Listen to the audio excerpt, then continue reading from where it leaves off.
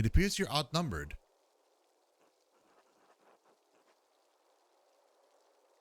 Why don't you tell me what you're really up to? It's nothing bad. We're throwing rocks. Bert, rocks down the hole.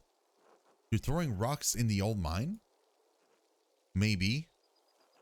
It's just they fall for a long way, and if you lie on the edge, you can hear them go plink way down below. I've thrown 100 rocks. It's really not that many. But it's not that many. What do you think is at the bottom? Rocks. Aside from the rocks. Salt? That says the dead guys ate it. He means the Romans. They built the salt mine, the aqueduct too. The aqueduct, the Imperial Road, and many other things besides. It seems this town is riddled with Roman building projects. Tell him about the treasure. Oh, right. There's something shiny at the bottom. It's what we want to hit with the rocks. What do you suppose it could be? I don't know. I guess I hadn't thought about it. The treasure. We should get it. I don't think that's a good idea. It's a long way down. You could be hurt. So I'm going to live forever. That says that's blasphemy. Are you going to tell, Andreas?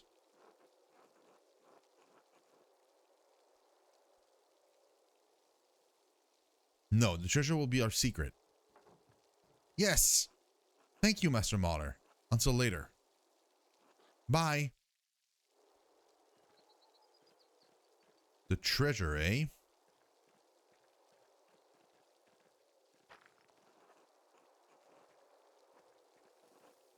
I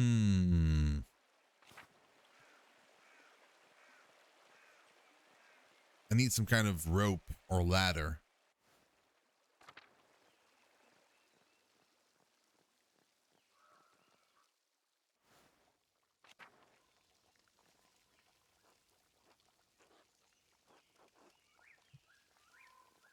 Maybe Vaxlav can help me? Nope.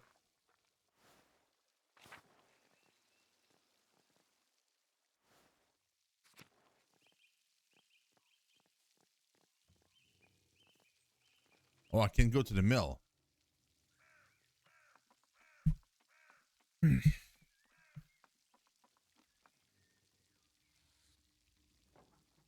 Good day, Andreas. Back from the Abbey already. It's only noon. Andreas, are you alright?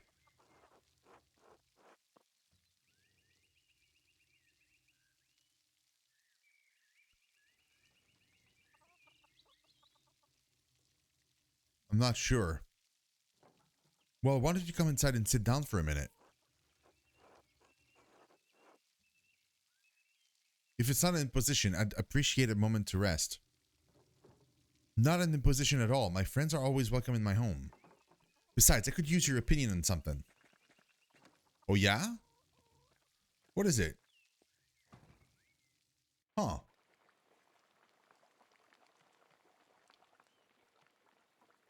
I think it's the first time we talked to her. Good day, Andreas. Should I fix your plate?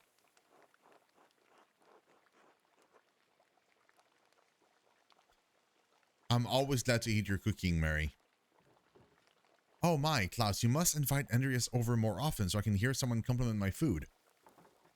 Your cooking is lovely, darling. Hello. Hello, Berthold. How are you? Sleepy? Come back to my workshop.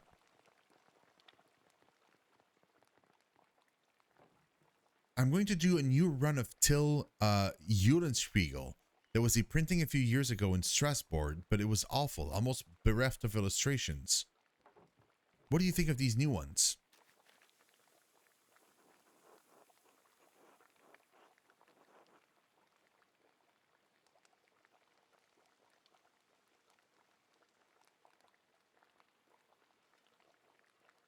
The figures and compositions are terrific, but the backgrounds is quite dense and busy. I would suggest running this in 2 passes with the background elements in the lighter ink to help the characters stand out. That's a fine idea. I'll pass on your compliments to Marie. Oh, she did this? Are these her woodcuts?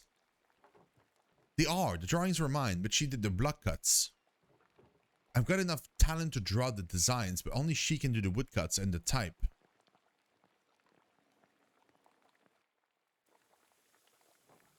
Bless us, O Lord, in these your gifts, which we are about to receive from your bounty. Through Christ our Lord. Amen. I'm hungry.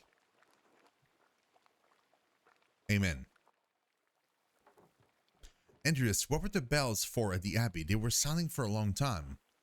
The visiting nobleman Lawrence Rothvogel was found murdered in the chapter house. God in heaven, he just rode by here yesterday. Yes, and it gets worse. One of the elderly brothers I work with in the scriptorium, Piero, was accused of the crime.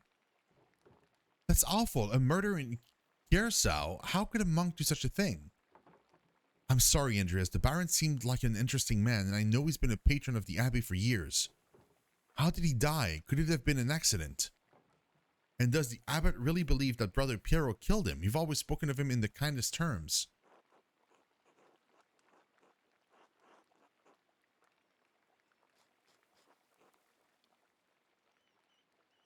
I'd rather spare you the details, but it's hard to believe that what happened to him was natural. But no, I can't believe Piero did it. I can't imagine him harming anyone.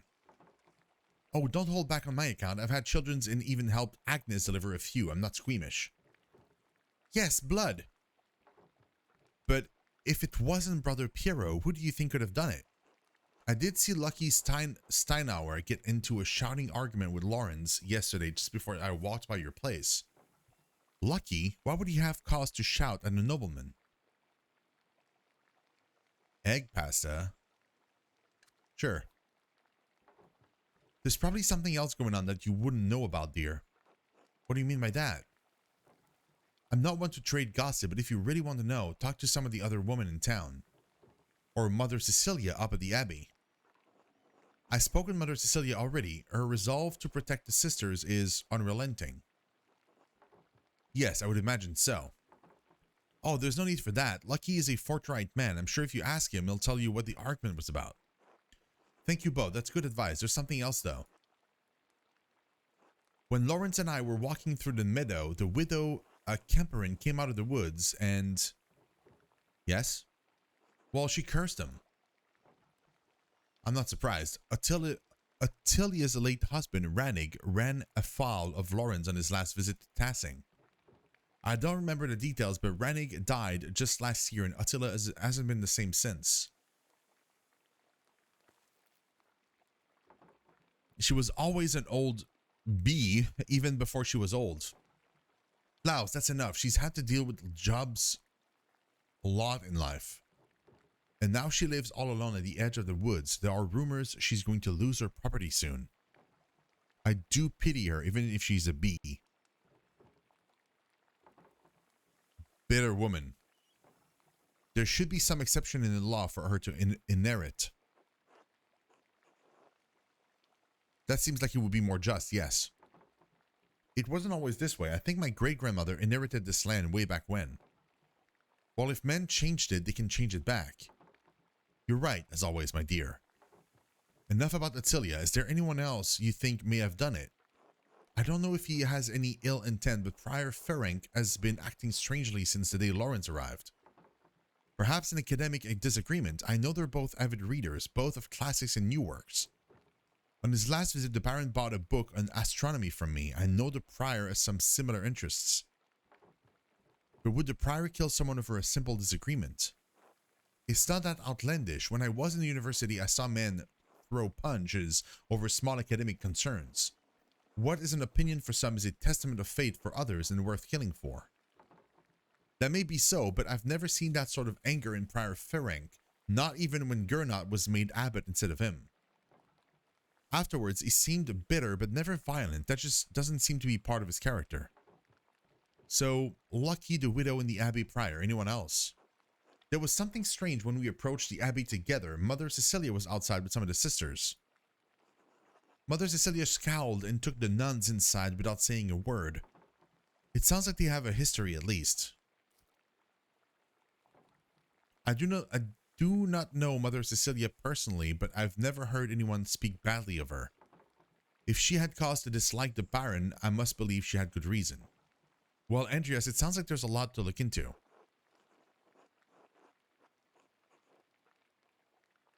Thank you for your care. It's helped me understand how I can help Piero. You're always welcome here, Andreas, anytime. Yeah. You are especially welcome with this one. Oh. God be with you, Andreas. Thank you. Be good until I come back, Berthold. I'll try.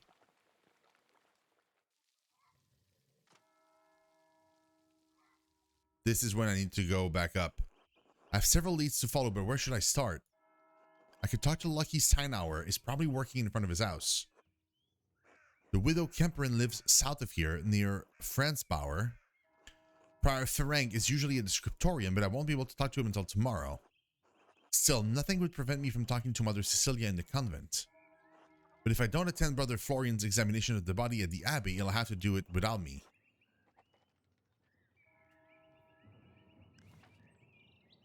Damn.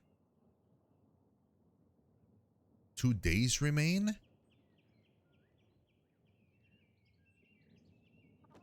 Oh.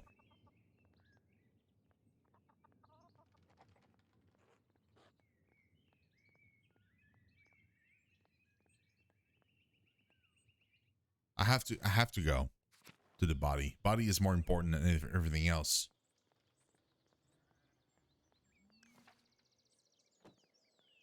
I can't. That's annoying. I can't save, so I don't know if I'm tied for time here or not. Oh, hold on. Okay, we're back.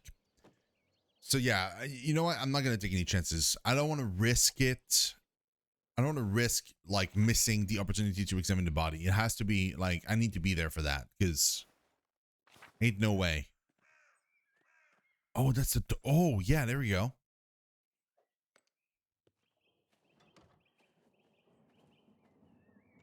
Andreas, this way. Oh God. There you are. I'm glad the storm didn't delay you. Now, even though I gave in instructions that I was not to be disturbed, we must work quickly. Seeing a corpse up close can be unsettling for some. I hope you're up to it. I studied medicine for a while in university. We saw dead bodies. I'll be fine.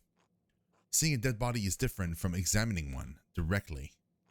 Now then, you should probably take notes as we go. They might be useful later. Of course. Oh God, how we do this?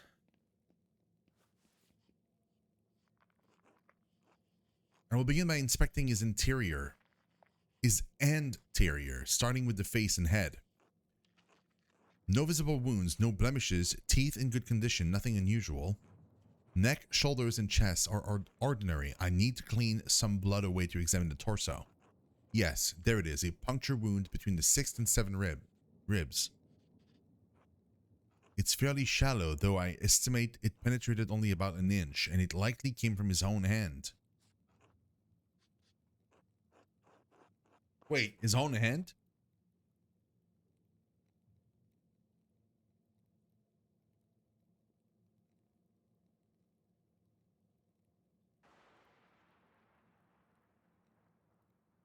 But that doesn't sound deep enough to have killed him. It wasn't. It's slightly incidental, received while falling on his own knife. He must have some other wounds that issued forth all the blood we found him in. Him in. Blunt force trauma to the head, probably. Then surely this must mean the brother Piero is innocent.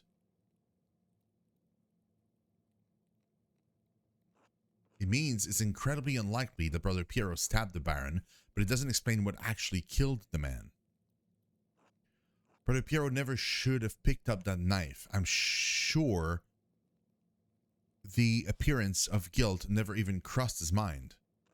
Now then, let's move on. While there was a sore on his sex, probably from that French disease, I doubt it had anything to do with his murder. That disease French soldiers receive in the brothels of Naples. Yes, how do you know of it? We discussed it in university. Ah, yes, it's spread rapidly even north of the Alps. The treatment is dire and it involves heavy mercury consumptions. Anyway, it seems the Baron was not the most faithful husband, not uncommon amongst the nobility. I would expect a monk to be more shocked by this.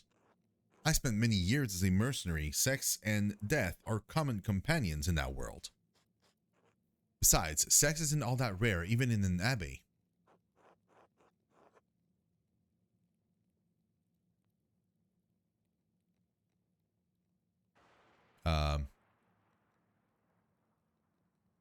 Between the brothers? It's not relevant to our examination, Andreas. Let's continue. Yeah, I'm assuming that's what he means. Other than a few blisters on his feet, from what I assume are new shoes, there's nothing wrong with his leg. Andreas, can you help me turn him over? Of course.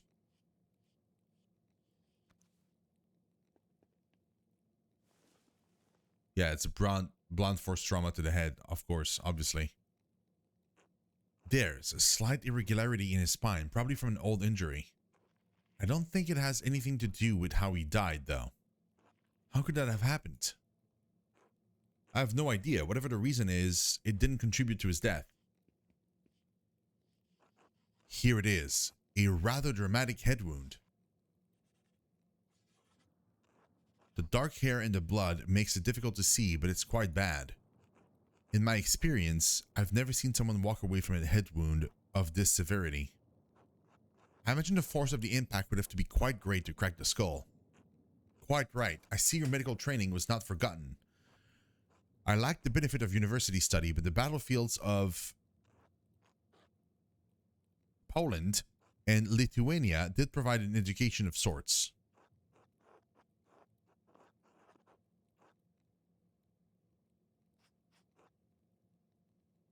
I wish I had finished my degree. I could be of more use to you now. There's no need to despair. Many hands would make more work in this instance. The wound looks like it was caused by a single powerful blow from a blunt object, probably no more than 4 or 5 inches across. How can you tell? The skull is cracked in a single spot and there's a clear impression in the skin around it. It would take extraordinary precision to hit the same spot twice unless the Baron were already dead. It's likely he didn't die immediately. How long could he have survived for? I've seen similar injuries in battle. The victims don't last more than a few minutes, but it's an agonizing death. Even so, he couldn't have wandered far from where the blow was first struck. So he may not have been attacked in the chapter house. He was either attacked in the chapter house or someplace in the immediate area.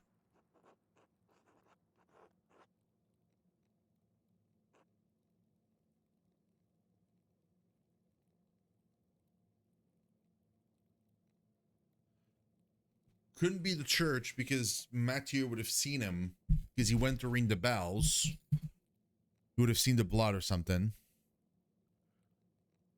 The brothers were all eating, I would assume. So, I mean, the big garden, maybe that was in front of the abbot's house. The cloister is, I feel like, would be too busy for him to be attacked there. What about the big garden? It's possible, but an incredible risk. The abbot's house looks out directly on the garden. Anyway, whatever killed the Baron was a blunt instrument of considerable heft. The part that impacted him was likely a little smaller than a fist. Could it have actually been a fist? No, I don't think the strongest soldiers could do this with a punch unless the Baron's head were pressed to the ground. Even then, we would also see damage to his nose and forehead. Could a woman or an elderly person have done it? Anyone could have given the right weapon in sufficient height. Whoever did this must have caught the Baron unaware. Save the small knife wound, he has no other injuries. I suppose that he was struck, drew his knife to defend himself, and fell on it before Brother Piero discovered him. Yeah, that's 100% what happened, yeah. So I believe we've discovered 2 important things.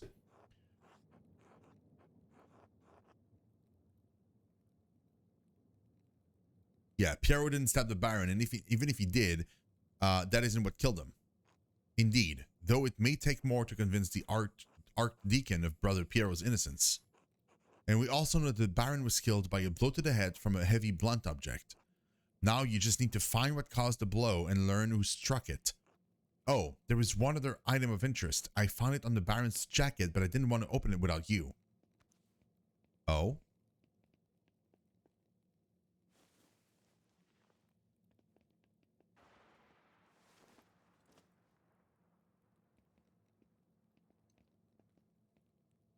A note of some kind. As I am a caretaker of men, you are a caretaker of parchment. I leave it to your capable hands. What does it say?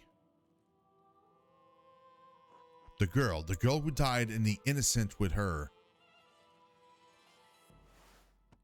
Matins. Monastic hour corresponding to 2 a.m. It is used for the night prayer. The girl who died and the innocent with her. Matins. Chapter. The girl, what girl and what innocent?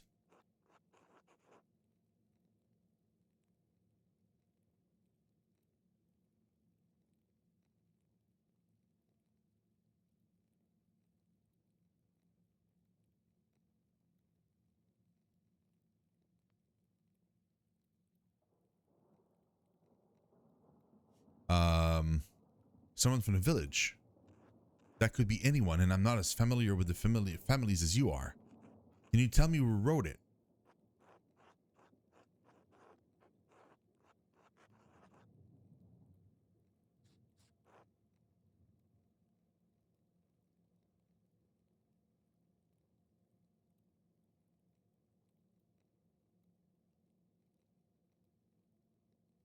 They're not Italian, I can tell you that. Italian scribes use humanist script. This is a highly refined Gothic hand.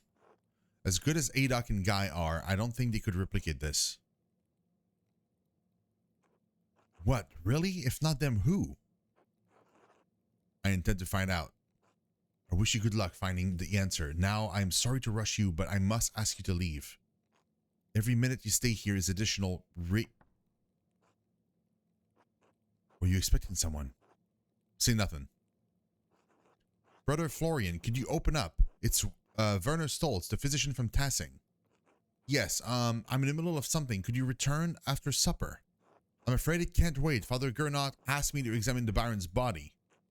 All right, just give me a moment. Yes, I need you to hide yourself.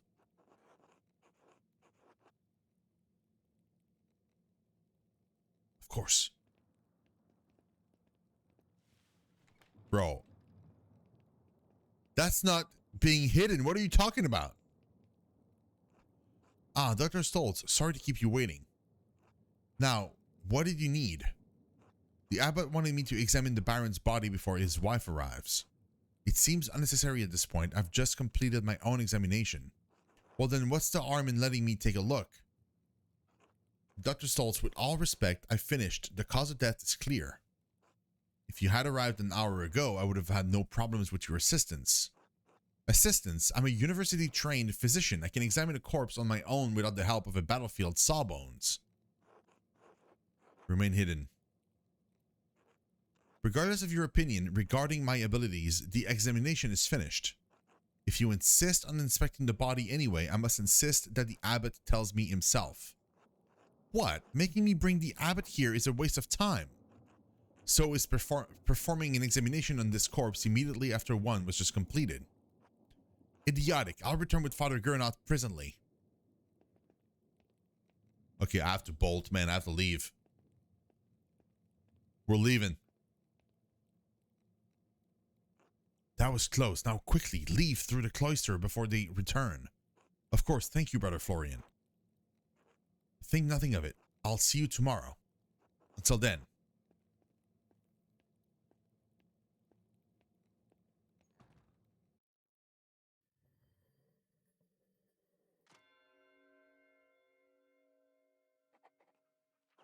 I should find someone to eat with. I can't get that note out of my head. The girl who died and the innocent with her. What could it mean and who wrote it?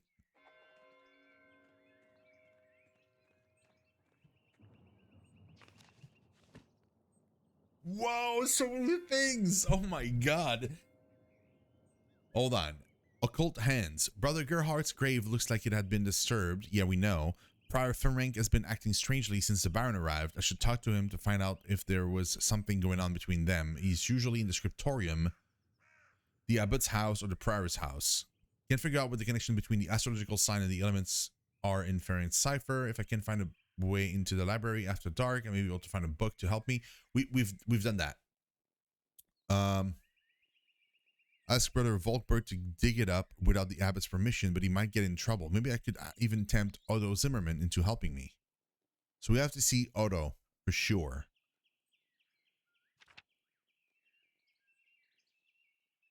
Seems unlikely that she would have killed the Baron. Even so, she may be protecting someone else. She said that the Baron hurt one of the sisters years ago in the library.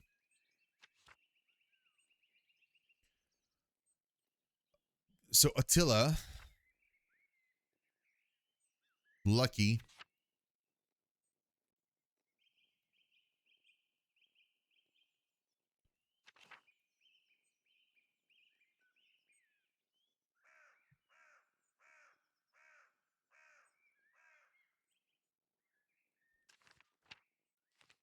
Lady Salomea, the wife of Lorenz Rathvogel. Lady Salomea is from a well-respected Viennese family and has been married to the Baron for 7 years. Not anymore. Sister Amalie of Volkningen. Sister Amalie is a mystique anchoress who lives in a sealed cell next to the Tassing town church. She came to Tassing after her abbey in Lower Bavaria burned down.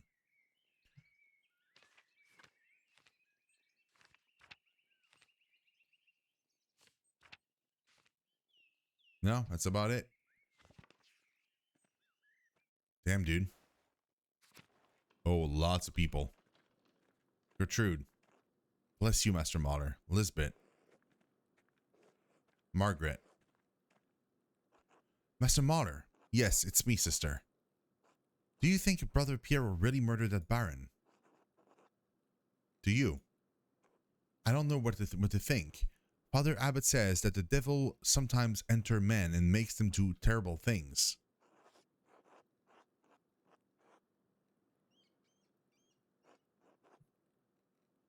I don't think the devil entered Brother Piero. Do you think the devil could appear here at Kiersau? Yes, I suppose. Why? I didn't see the devil, but I think I smelled his odor. Last night, I woke before matins and I smelled something in our dormitory. It was strange. Moss and sulfur mixed with frankincense and roses. Moss and sulfur.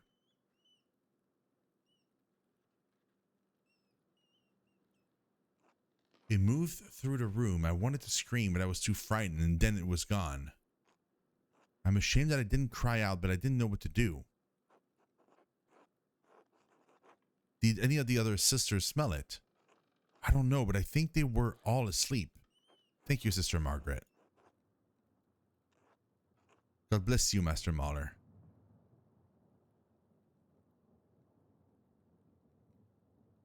Frankincense and roses, moss and sulfur. Moss and sulfur. So like the forest.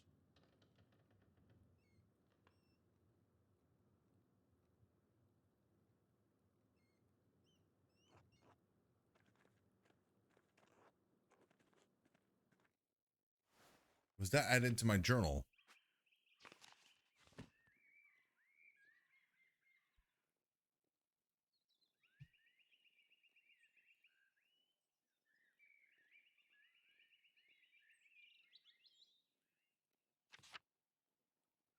It was not. I feel like that was relevant information. Why was it not added to my...